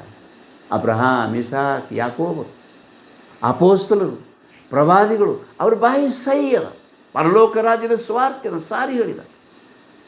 ಅವ್ರ ಹೊಟ್ಟೆ ಕೈಯ, ಅವರು ಬಡವರಾರು, ಈ ಲೋಕದ ದಿಕ್ಕಿಲ್ಲರು, ತಿರಸ್ಕರಿಸಲ್ಪಟ್ಟಾರ, ಅವರು ಯಾರು ಸೇರಿಸ್ಕೊಳ್ಳಾರ್ದಾರ. ಆದರೆ ಗೊತ್ತಾ ಅವರು ಕರ್ತನ ಎಣಿಕೆಯಲ್ಲಿ ಬಹಳ ಅಮೂಲ್ಯರಿದ್ದಾರೆ, ಬಹಳ ಅಮೂಲ್ಯರಿದ್ದಾರೆ ದೇವ್ರ ದೃಷ್ಟಿಯಲ್ಲಿ. ಸುವಾರ್ತೆ ಸಾರ್ತಕ್ಕಂಥ ದೇವ್ರ ಮಕ್ಕಳೇ, ತಿಂದವ್ರ ಬಾಯಿ ಏನು ಗೊತ್ತಾ ಸಹಿಯಾಗಿರ್ತದೆ, ಹೊಟ್ಟೆ ಕೈಯಾಗಿರ್ತದೆ. ಒಂದು ವೇಳೆ ಇದು ತಿನ್ನಲಾರ್ದವ್ರದ್ದು ಏನಾಗಿರ್ತದೆ ಗೊತ್ತಾ, ಹೊಟ್ಟೆ ಸೈ ಬಾಯಿ ಕೈ. ಹೊಟ್ಟೆ ಕೈ ಬಾಯಿ ತಿನ್ನಲಾರದು. ಒಂದು ವೇಳೆ ಆತನ ವಾಕ್ಯವನ್ನು ಆಹಾರ ಮಾಡಿಕೊಳ್ಳದೆ, ಹೃದಯದ ಹಲಿಗೆಯ ಮೇಲೆ ವಾಕ್ಯಗಳನ್ನು ಬರೆದುಕೊಳ್ಳದೆ, ಒಂದು ದಿವಸ ಈ ಸತ್ಯವೇದನು ಓದದೆ, ಹೊಸ ಒಡಂಬಡಿಕೆಯನ್ನು ಓದದೆ, ಹೊಸ ಒಡಂಬಡಿಕೆ ಅರ್ಥವನ್ನು ಮಾಡಿಕೊಳ್ಳದೆ, ಕ್ರೈಸ್ತರಾಗಿದ್ದ ಮೇಲೆ ಸುವಾರ್ತೆಯನ್ನು ಸಾರದೆ ಹೋದಾಗ ನಿಮ್ಮ ಹೊಟ್ಟೆ ಸೈ, ಅದರ ಬಾಯಿ ಕೈ. ಹೊಟ್ಟೆ ಸೈ ಅಂದರೆ ಗೊತ್ತಾ, ನೀವು ಲೋಕದಾಗಿದ್ದೀರಿ, ನೀವು ಪ್ರಾಪಂಚಿಕರು, ನೀವು ಬಾಲಬೋಧನೆ ಮಾಡ್ತಕ್ಕಂಥವ್ರು, ನೀವು ಏನು ಗೊತ್ತಾ ಲೋಕದ ಆಸೆಗೆ ಬಿದ್ದು ಹೋದರು. ಕಣ್ಣಿನ ಆಸೆ, ಬದುಕು ಬಾಳಿನ ಡಂಬ, ಇದೇ ಇದರಲ್ಲಿ ನೀವು ಬಿದ್ದು ಹೋದರು. ಹೊಟ್ಟೆಗಾಗಿ ಏನು, ಬರೀ ಹೊಟ್ಟೆಗಾಗಿ ಬದುಕ್ತಕ್ಕಂಥ ನೀವು, ಬರೀ ಹೊಟ್ಟೆಗೋಸ್ಕರ ಶರೀರಧಾರಿಗಳು. ನೀವು ಶರೀರವನ್ನು ಯಾವ ರೀತಿಯ ಸಂತೋಷಪಡಿಸಬೇಕು, ಈ ಶರೀರಕ್ಕೆ ಏನು ಹಾಕಬೇಕು, ಏನು ಉಡಬೇಕು, ಏನು ಕಟ್ಟಬೇಕು, ಏನು ಕುಡಿಸ್ಬೇಕು, ನಾ ಯಾವ ರೀತಿಯನ್ನು ಗಳಿಸಲಿ, ಯಾವ ರೀತಿಯನ್ನು ಕೂಡಿಸಲಿ, ಇದಕ್ಕೋಸ್ಕರವಾಗಿ ಏನು ಗೊತ್ತಂತಂದ್ರೆ ಇವರು ಪ್ರಯಾಸ ಪಡ್ತಾರೆ. ಇವರು ಹೊಟ್ಟೆ ಸೈ. ದೇವರದವ್ರು ಇಲ್ಲನೇ ಇಲ್ಲ, ದೇವರ ಆಲೋಚನೆ ಅವರು ಇಲ್ಲವೇ ಇಲ್ಲ. ವಾಕ್ಯ ಅವ್ರ ಕೈಯಾಗಿ ಹಿಡಿಯೋದೇ ಇಲ್ಲ, ವಾಕ್ಯ ಓದೋದೇ ಇಲ್ಲ, ಓದಿದ್ರೆ ನನಗೆ ಅರ್ಥನೇ ಆಗೋದೇ ಇಲ್ಲ. ಕೆಲವರು ಹೇಳ್ತಾರೆ, ಸರ್ ನಾನು ಬೈಬಲ್ ಓದ್ತೇನೆ, ಅದು ನನಗೆ ಅರ್ಥನೇ ಆಗಲ್ಲ. ಯಾಕಾಗಲ್ಲ? ಅವ್ರ ಹೊಟ್ಟೆ ಸೈ ಅದ, ಅವ್ರು ಸತ್ತಿಲ್ಲ, ಶರೀರದಾಗ ಸತ್ತಿಲ್ಲ. ಶರೀರದಾಗ ಸತ್ತವ್ರಿಗೆ ಗೊತ್ತಂದ್ರೆ ಆತ್ಮದಾಗ ಬರ್ತಾರೆ. ಶರೀರ ಒಂದು ವೇಳೆ ಜಿಂದ ಇರ್ತಂದ್ರೆ ಆತ್ಮ ಸತ್ತೋಗ್ತವೆ. ಒಂದು ವೇಳೆ ಆತ್ಮದಾಗ ನಿಂತಿದ್ರೆ ಶರೀರ ಸತ್ತೋಗ್ತವೆ. ದೇವ್ರ ಮಕ್ಕಳನ್ನ ಗೊತ್ತಾ ಆತ್ಮದಾಗ ಇರ್ತಾರೆ, ಶರೀರ ಸತ್ತೋಗಿರ್ತವೆ. ಬದುಕುವನೆಂಬ ಹೆಸರು ನನಗಿದ್ದರೂ ಸತ್ತವನಾಗಿದ್ದಿ ಶರೀರದಾಗ ಒಂದು ವೇಳೆ ನೀವು ಬದುಕ್ತಾ ಇದ್ದೆ ಅಂದರೆ ಆತ್ಮದಾಗ ಸತ್ತು ಹೋಗಿದ್ದೆ ನೀನು. ಅದಕ್ಕೋಸ್ಕರ ಬರೀತಾನೆ ಗೊತ್ತಾ, ಒಂದು ವೇಳೆಯ ವಾಕ್ಯವನ್ನು ಆಹಾರ ಮಾಡಿಕೊಳ್ಳದೆ ಹೋದವರು, ಈ ವಾಕ್ಯವನ್ನು ತಿಳ್ಕೊಳ್ಳದೆ ಹೋದವರು, ಇವರು ಸುವಾರ್ತೆ ಸಾರುವವರಲ್ಲ. ಇವರು ಬಾಯಲ್ಲಿಂದ ಕ್ರಿಸ್ತನ ವಾಕ್ಯ ಬರೋದೇ ಇಲ್ಲ. ಇವರು ಕುಂತಲ್ಲಿ ನಿಂತಲ್ಲಿ ಪ್ರಾಪಂಚಿಕರಾಗಿರ್ತಾರೆ. ಪ್ರಪಂಚ ಲೋಕದ ಮಾತು ಇರ್ತದೆ, ಲೋಕದ ಜ್ಞಾನ ಭಾಳ ಹೇಳ್ತಾರೆ, ರಾತ್ರಿ ಹಗಲು ಅದ್ರಾಗೆ ಇರ್ತಾರೆ. ಆದರೆ ಅವ್ರದ್ದೇನು ಗೊತ್ತಾ, ಬಾಯಿ ಕೈ. ಯಾವಾಗ ಅವ್ರ ಹೊಟ್ಟೆ ಸೈ ಇರ್ತದ, ಪ್ರಪಂಚದಾಗ ಇರ್ತಾರೆ, ಅವ್ರ ಬಾಯಿಯಿಂದ ಬರ್ತಕ್ಕಂಥ ಮಾತುಗಳು ಹೊಲಸು ಮಾತುಗಳು. ಯಾವಾಗ ಈ ವಾಕ್ಯ ಓದಲ್ಲ ಅವನ ಬಾಯಿ ಹೊಲಸದ. ಯೇಸುವಿನ ನಾಮ ನುಡಿಯದ ಬಾಯಿ ಬಚ್ಚಲ ಕುಣಿ ಅಂತ ರಾಗ ಹಾಡ್ತೇವಲ್ಲ, ಯೇಸು ನಾಮವ ಸ್ಮರಿಸದ ಮನುಷ್ಯ ಹಾಡುದೇಗಲಂತೆ. ಯೇಸುವಿನ ನಾಮ ಸ್ಮರಿಸದಂಥ ಮನುಷ್ಯ ಏನು ಗೊತ್ತಾ, ಸತ್ತು ಹೋದ ಕ್ಷಣಕ್ಕೆ ಹೊಲಸು. ಅವನ ಬಾಯಿ ಏನು ಗೊತ್ತಾ, ಕೈ ಅದ, ಸತ್ತು ಹೋಗಿನ ಹೆಣಕ್ಕೆ ಸಮಾನ. ಬಾಯಾಗಿಂದ ಒಂದು ಮಾತು ಏನು ಗೊತ್ತಾ ವಾಕ್ಯ ಬರಲ್ಲ, ಅದನ್ನು ಬರೀ ಹೊಲಸು ಮಾತುಗಳು, ಕುಚೋದ್ಯ ಮಾತುಗಳು, ಆಡಲಾರ್ದಂಥ ಮಾತುಗಳು, ಹೊಲಸು ಬಾಯಿಂದ ಬರ್ತಾರೆ. ಇವತ್ತಿನ ದಿವಸ ನಾವೇನು ಗೊತ್ತಾ, ವಾಕ್ಯ ಒಂದೇಳು ತಿಂದಿದ ಮೇಲೆ ನಮ್ಮ ಬಾಯಿ ಸಹಿ ಆಗ್ಯದ. ಬಾಯಿ ಸಹಿ ಆಗ್ಯದ, ಹೊಟ್ಟೆ ಕೈ ಆಗಬೇಕು. ಯಾವಾಗ ಈ ವಾಕ್ಯ ನಾನು ತಿಂತೇನೆ, ಯಾವಾಗ ನಾನು ಕ್ರೈಸ್ತನಾಗಿರ್ತೇನೆ, ಯಾವಾಗ ನಾನು ಕ್ರಿಸ್ತನಿಗೆ ಸ್ವೀಕಾರ ಮಾಡಿದ ಮೇಲೆ ನನ್ನ ಬಾಯಿ ಸಹಿ ಆಗಬೇಕು, ನಾನು ಸ್ವಾರ್ಥ ಸಾರವನಾಗಿರ್ಬೇಕು, ನಾನು ಸಾಕ್ಷಿ ಆಗಿರಬೇಕು ಆತನ ಮಹಿಮೆಗೋಸ್ಕರವಾಗಿ, ನನ್ನ ಹೊಟ್ಟೆ ಕೈ ಆಗಬೇಕು. ಇವತ್ತು ದಿವಸ ಎಷ್ಟೋ ಜನರು ಹೊಟ್ಟೆಗೋಸ್ಕರವಾಗಿ ಸೇವೆಯಲ್ಲಿ ಬರ್ತಕ್ಕಂಥವ್ರಿದ್ದಾರೆ. ಹೊಟ್ಟೆಗಾಗಿ, ಬುಟ್ಟಿಗಾಗಿ, ಇದಕ್ಕಾಗಿ ಜೀವಿಸ್ತಕ್ಕಂಥವ್ರು ಅನೇಕರ ಜೊತೆಯಲ್ಲಿ ಬರ್ತಾಯಿದ್ದಾರೆ. ಇದು ಬದುಕುವಂಥ ಸಾಧನ ಅಲ್ಲ, ಬದುಕಿಸುವಂಥ ಸಾಧನ.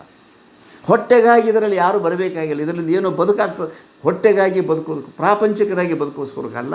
ಇದರಲ್ಲಿ ಏನು ಗೊತ್ತಾ, ನೀವು ಸಾಯಬೇಕು, ಹೊಟ್ಟೆ ಸಾಯಬೇಕು, ಬಾಯಿ ಸಹಿ. ಅದಕ್ಕೋಸ್ಕರವಾಗಿ ನಮ್ಮ ಕರ್ತವ್ಯ ನಮ್ಗೆ ಕಲಿಸ್ಕೊಟ್ಟಿದ್ದಾನೆ. ಇದು ಅಪೊಸ್ತಲರ ಗುಣ ಲಕ್ಷಣಗಳು ನಮ್ಮ ಜೀವಮಾನದಲ್ಲಿ ಬರಬೇಕು. ಎಲ್ಲ ಶಿಷ್ಯರ ಜೀವಮಾನ ನಮ್ಮ ಜೀವಮಾನದಲ್ಲಿ ಬರಬೇಕು. ಯಾವಾಗ ಏನು ಗೊತ್ತಾ, ಅದಕ್ಕೆ ಏನು ಗೊತ್ತಾ ಇಲ್ಲಿ ಹೇಳ್ತಾ ಇದ್ದಾನೆ ಗೊತ್ತಾ, ಇದನ್ನು ತಿಂದುಬಿಡು. ತಿಂದಿದ ಮೇಲೆ ಏನು ಗೊತ್ತಂತಂದ್ರೆ ನೀನು ಹೊಟ್ಟೆ ಕೈ ಆಯ್ತದ, ನೀನು ಬಾಯಿ ಸಹಿ ಆಗ್ತಿದ್ದೆ. ತಿಂದಿದ ಮೇಲೆ ಏನು ಮಾಡಬೇಕು, ಈ ಹೊಟ್ಟೆ ಸಹಿ ಆಯ್ತು. ಹೊಟ್ಟೆ ಸಹಿ ಇದ್ದಂಥ ಮನುಷ್ಯ ಏನು ಗೊತ್ತಂತಂದ್ರೆ, ಈ ಹೊಟ್ಟೆ ಸಹಿ ಇದ್ದಂಥ ಮನುಷ್ಯ ದೇವರಿಗೆ ಮಹಿಮೆ ಪಡಿಸಲ್ಲ. ಬಾಯಿ ಕೈ ಆಗಿರ್ತಕ್ಕಂಥ ಮನುಷ್ಯ ದೇವರಿಗೆ ಮಹಿಮೆ ಪಡಿಸಲ್ಲ. ಇದು ತಿಂದಂಥವ ಏನು ಮಾಡಬೇಕು ಗೊತ್ತಾ, ಬದಲಾವಣೆ ಆಗಬೇಕು. ಅವನ ಬಾಯಿ ಬದಲಾವಣೆ ಆಗಬೇಕು, ಅವನ ಹೃದಯ ಚೇಂಜ್ ಆಗಬೇಕು, ಅವನ ನಡೆ ನುಡಿ ಕ್ರಿಯೆಗಳೆಲ್ಲ ಬದಲಾಯಿಸಬೇಕು. ಇಲ್ಲಿ ಬರ್ತಾ ನೀನು ಇದನ್ನು ತೆಗೆದುಕೊಂಡು ತಿಂದುಬಿಡು, ಇದು ನಿನ್ನ ಹೊಟ್ಟೆಯನ್ನು ಕೈಯಾಗುವಂತೆ ಮಾಡುವುದು, ಆದರೆ ನಿನ್ನ ಬಾಯಿಯಲ್ಲಿ ಜೇನಿನಂತೆ ಸಿಹಿಯಾಗಿರುವುದು. ನಿಮ್ಮ ಮಾತುಗಳು, ನಿಮ್ಮ ಭಾಷೆ ಇಂಪಾಗಿರಲಿ, ರಸವತ್ತಾಗಿರಲಿ. ನಿಮ್ಮ ಮಾತುಗಳು, ವಾಕ್ಯಗಳು ನಿಮ್ಮ ಬಾಯಿಲಿಂದ ಬರುವ ಈ ಬಾಯಿ ಕತ್ತಿಯಾಗಿರಲಿ. ನಿಮ್ಮ ಜೀವಮಾನ ಪರಿವರ್ತನೆ ಆಗಿರ್ತಕ್ಕಂಥ ಜೀವಿತ ಕುಂತಲ್ಲಿ ನಡೀತಲ್ಲಿ. ಇವತ್ತು ದಿವಸ ಎಷ್ಟೋ ಜನರು ಗೊತ್ತಾ, ಬದುಕುವಂಥ ಸಾಧನ ಮಾಡ್ಕೊಂಡಿದ್ದೇವೆ ನಾವು, ಅದನ್ನು ಗೊತ್ತಾ ಬದುಕಿಸುವಂಥವ್ರು ನಾವು ಆಗಿಲ್ಲ.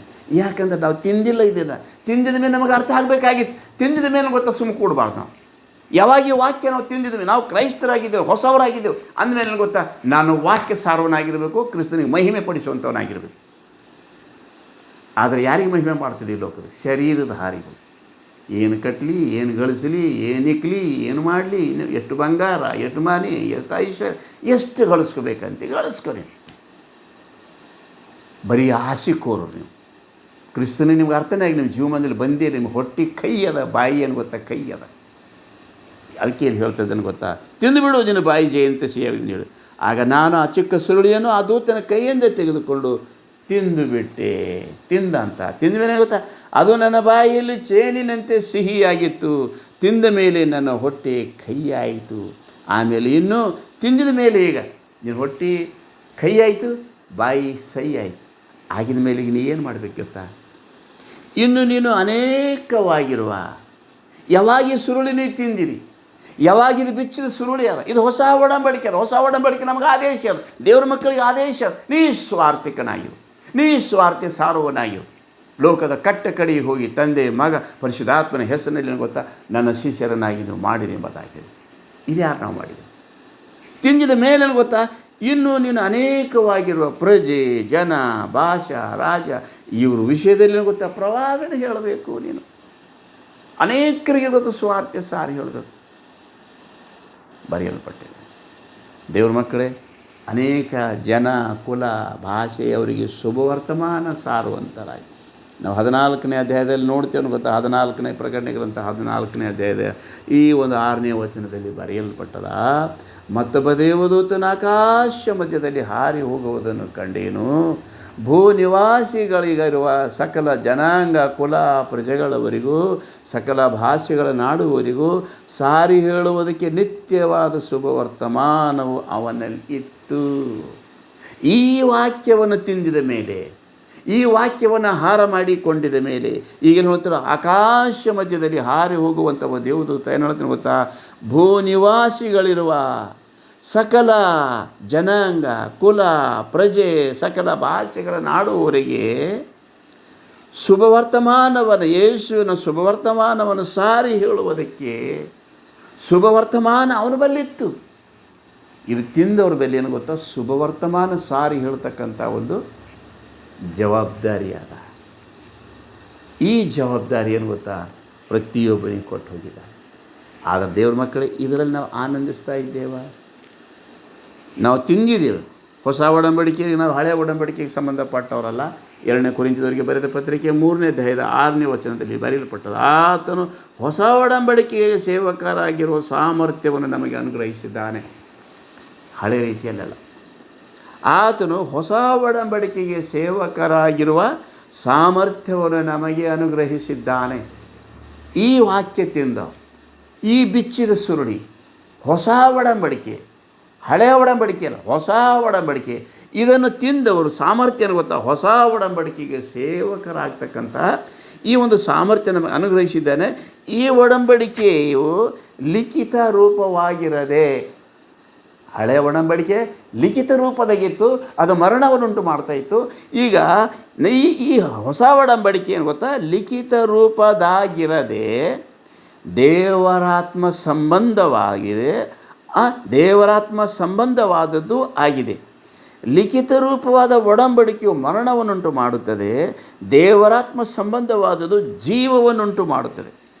ನೋಡಿ, ಮರಣ ವಿಧಿಸುವ ನಿಯಮದ ಸೇವೆಯ ಕಲ್ಲಿನ ಮೇಲೆ ಲಿಖಿತವಾದ ಅಕ್ಷರಗಳಲ್ಲಿ ಆಧಾರಗೊಂಡಿದ್ದರು, ಪ್ರಭಾವದಿಂದ ಕೂಡಿದಿತ್ತು. ಆ ಪ್ರಭಾವದಿಂದ ಮೋಶೆಯ ಮುಖಕ್ಕೆ ಬಂದ ಪ್ರಕಾಶ ಕುಂದಿ ಹೋಗುವಂಥದ್ದಾಗಿದ್ದರು. ಅದರ ನಿಮಿತ್ತ ಇಸ್ರಾಯೇಲರು ಅವನ ಮುಖವನ್ನು ನೋಡಲಾರದಿದ್ದರು. ಹೀಗಿದ್ದ ಮೇಲೆ ದೇವರಾತ್ಮ ಸಂಬಂಧವಾದ ಸೇವೆ ಎಷ್ಟೋ ಹೆಚ್ಚಾಗಿ ಪ್ರಭಾವವುಳ್ಳದಾಗಿರಬೇಕು. ಕಲ್ಲಿನ ಹಲಿಗೆಯ ಮೇಲೆ ಬರೆದಿರ್ತಕ್ಕಂಥ ಅಷ್ಟು ಪ್ರಭಾವವಾಗಿತ್ತು ಮೋಶೆಯ ಮುಖ. ಇವಾಗಿನ ಗೊತ್ತಾ, ಅದಕ್ಕಿಂತ ಹೆಚ್ಚಾಗಿ ದೇವರಾತ್ಮ ಸಂಬಂಧವಾಗಿರ್ತಕ್ಕಂಥ ಹೃದಯದ ಹಲಿಗೆಯ ಮೇಲೆ ಬರೆದಿರ್ತಕ್ಕಂಥ ಈ ಒಂದು ಪ್ರಭಾವ ಎಷ್ಟು ಅದಕ್ಕಿಂತ ಪ್ರಭಾವವುಳ್ಳದಾಗಿದೆ. ದೇವರ ಮಕ್ಕಳೇ, ಈ ವಾಕ್ಯ ಭಾಗವನ್ನು ಆವತ್ತಿನ ದಿವಸ ಲೋಕನಾಶ ಆಗುವಂಥ ಕಾಲ ಇನ್ನು ಸಾವಕಾಶ ಇರುವುದಿಲ್ಲ. 7ನೇ ದೇವದೂತನು ಊದುವಂಥ ತುತ್ತೂರಿಯ ಶಬ್ದದ ದಿನದಲ್ಲಿ, ಅದು ಬರೋದಕ್ಕಿಂತ ಮುಂಚಿತವಾಗಿ ದೇವ್ರ ಮಕ್ಕಳೇ, ಕ್ರೈಸ್ತರೇ ಸಿದ್ಧರಾಗಿರ್ರಿ. ಹಳೆಯ ಒಡಂಬಡಿಕೆಯಲ್ಲಿ ಆತನ ಆರಾಧಿಸುವಂತಕ್ಕಂಥ ಸ್ಥಿತಿಯಲ್ಲ, ಹೊಸ ರೀತಿಯಲ್ಲಿ ಆತನಿಗೆ ಆರಾಧನೆ ಅದ, ಆತನಿಗೆ ಮಹಿಮೆ ಪಡಿಸ್ತಕ್ಕಂಥದ್ದಾದ. ಅದಕ್ಕೇನು ಗೊತ್ತಾ, ಇದು ತಿನ್ನಿರಿ, ತಿನ್ನಕ್ಕೆ ಬರಬೇಕಿದು, ತಿನ್ನಬೇಕಿದು, ಇದು ಆಹಾರ ಮಾಡ್ಕೋಬೇಕು. ಅದಕ್ಕೇನು ಗೊತ್ತಾ, ಯೆರೆಮೀಯ 15:14, ಇದು ನಾನು ಆಹಾರ ಮಾಡಿಕೊಂಡೆ, ನೀನು ನನಗೆ ದಯಪಾಲಿಸಿದಂಥ ಈ ವಾಕ್ಯಗಳನ್ನು ಆಹಾರ ಮಾಡಿಕೊಂಡೆ. ನಾವು ಎಷ್ಟು ಜನ ವಾಕ್ಯ ನಮಗೆ ಆಹಾರ ಆಗಿರ್ತೀವಿ ಸರ್. ಈ ವಾಕ್ಯ ನಮ್ಮ ಜೀವಮಾನದಲ್ಲಿ ಆದ, ಇದನ್ನು ನೋಡ್ತೇವೆ, ಈ ವಾಕ್ಯ ನಾವು ಓದ್ತೇವೆ, ಓದಿದ ಮೇಲೆ ಗೊತ್ತಾ ಸುವಾರ್ತೆ ಸಾರ್ತೇವೆ.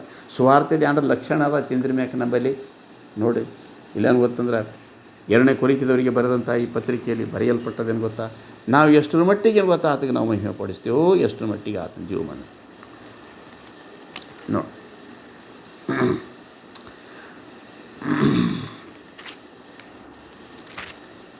ಹಲ್ಲೆಲೂಯಾ.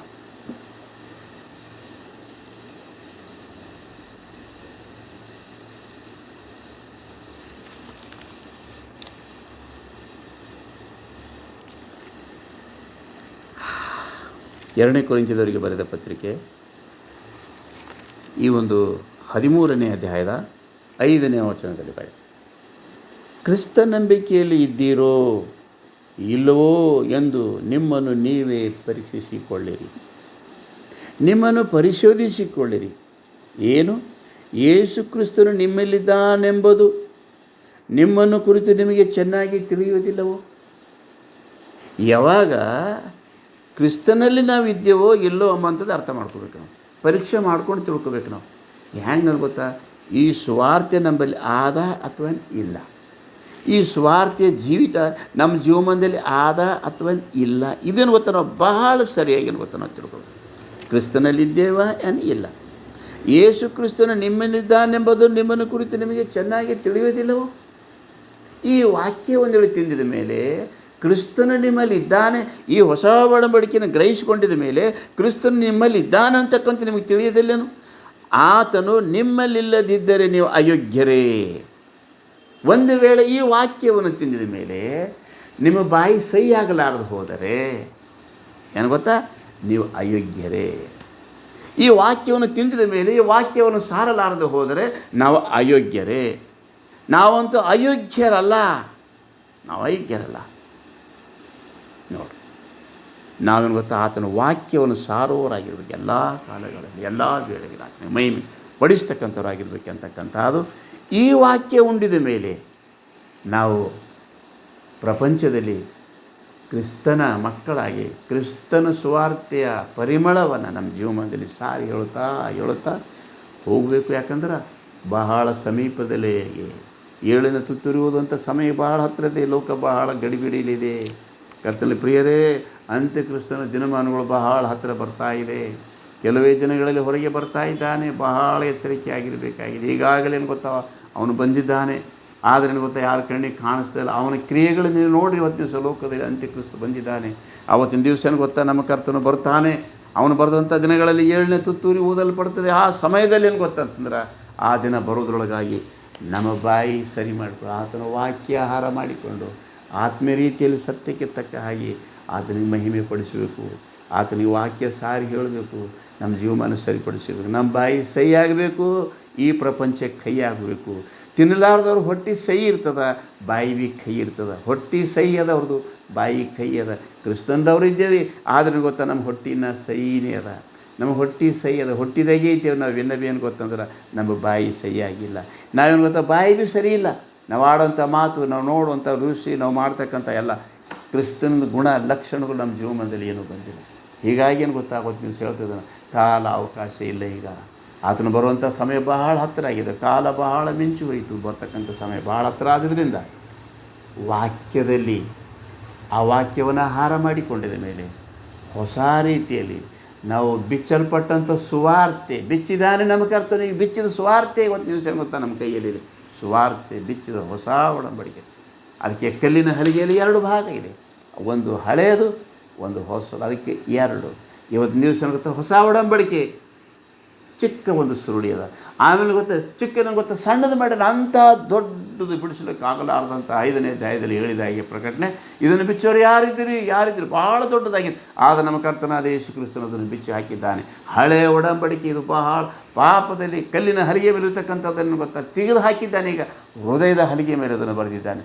ಹೃದಯದಲ್ಲಿ ಆತನಿಗೆ ಆರಾಧನೆ ಮಾಡ್ತಾ, ಹೃದಯದಲ್ಲಿ ಆತನಿಗೆ ಮಹಿಮೆ ಪಡಿಸಲು ಹೊಸ ರೀತಿಯಲ್ಲಿ ದೇವರಿಗೆ ಆರಾಧಿಸ್ತಾ ಮಹಿಮೆ ಪಡಿಸಲಿಕ್ಕೆ ದೇವರು ನಮ್ಮಲ್ಲಿ ಸಹಾಯ ಮಾಡಲಿ. ಆಮೇನ್. ಹಲ್ಲೆಲೂಯಾ. ಜೈ ಕ್ರಿಸ್ತ. Praise the lord.